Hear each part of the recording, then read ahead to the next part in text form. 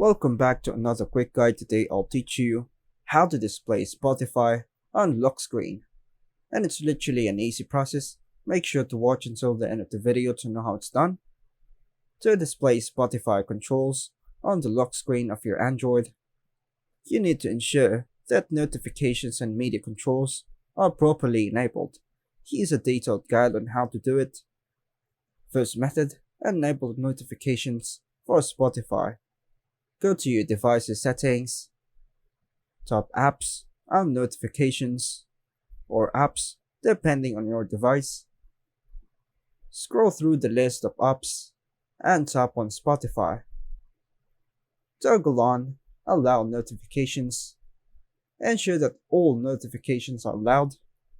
Make sure Show Content is selected under Lock Screen Notifications.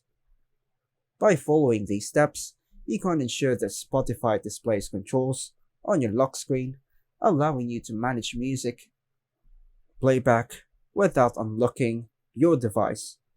This setup enhances the convenience of controlling your music directly from the lock screen.